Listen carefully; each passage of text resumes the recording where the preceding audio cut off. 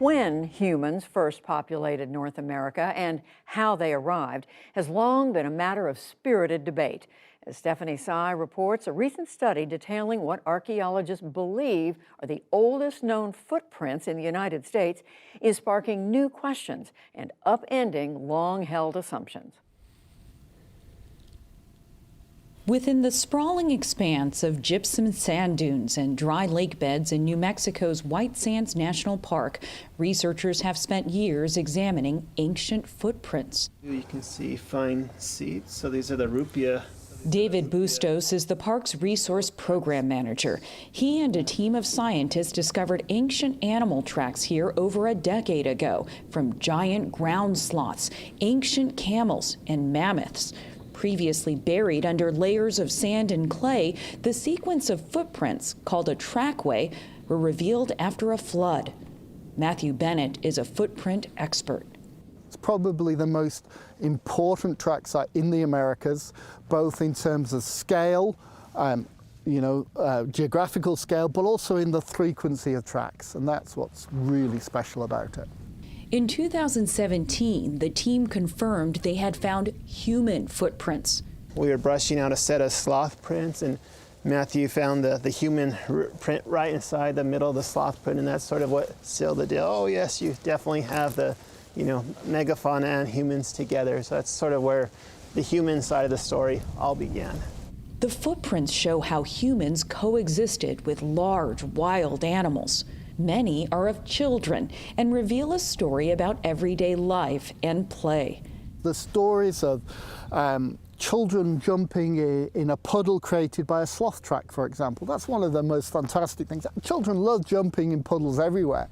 But one big unanswered question remained: how old the human footprints were, and whether they showed if humans inhabited North America earlier than previously thought. The peopling of the Americas is one of the most controversial archaeological debates, from an indigenous perspective of having always been here, from a more traditional archaeological perspective saying that peopling the Americas was quite a recent event. And in a controversy, one of the issues is the lack of good data points.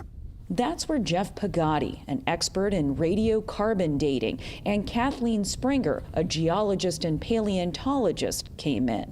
And so we need to be able to find an area where the footprints are in the layers of sediment, where we can find something to date below and above. So we can basically constrain the age of those trackways. You need to sort of carve out a big trench to sort of, what I always say, reveal the belly of the beast and get inside. It's like a cross section. It's a cross section, exactly. Okay. So then the hope is, okay, we found tracks in cross section. And then the hope is there better be something that is suitable for radiocarbon dating. It turns out there was layers of seeds from aquatic grasses that grew near the trackway. Some places there's seeds, underneath these human footprints. So we know that those seeds and those plants were actually actively living and dying there. They used radiocarbon dating to determine the age of the seeds. And so if we measure the amount of radiocarbon that's in a seed, for example, and we know how fast it decays, we can calculate how old the plant actually is. Once they crunched the numbers, what they found was astounding. At the very bottom, where people were starting to walk around and where we have our lowest seed layer age, it's about 23,000 years old. And at the top, where the people were still walking around and where we have our highest seed layer, it's about 21,000 years old. So we basically documented 2,000 years of human occupation in this area at White Sands a long, long time ago. Archaeologists have long believed that humans arrived in North America 13,500 to 16,000 years ago, after a period of warming had melted massive glaciers, opening up a land passage from Asia to North America. This is just so much older. And then our first reaction is, oh my God, we better check everything because these better be right. Jeff Pagati says he has a 95% confidence level in the accuracy of the dating. We're as sure as you can possibly be scientifically that's actually the case. But the evidence isn't rock solid, say some archaeologists. the critical issues here are, is the dating reliable?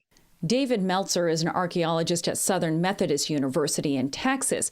He believes dating seeds from an aquatic plant to tell the age of the footprints is potentially problematic and says it's just too early to be confident. The people that are doing this, that are doing the work, they're pros. They know what they're doing. They know what they're about. But here's the thing. Nature has a mischievous streak, and nature has fooled us before. So the motto here is trust but verify. Jeff Pagati and Kathleen Springer with the U.S. Geological Survey expected scrutiny and are now working to radiocarbon date pollen found in the rock layers. And even then, there's so much yet to uncover. So we want to expand the story to not just occupation for 2,000 years between 23 and 21, but what if it looks more like this? People were here for much longer. If the findings hold up, it could spark a re-examination of similar dry lakebed sites in the Southwest, and that could reveal even older evidence of humanity's foothold in North America. For the PBS NewsHour, I'm Stephanie Sy.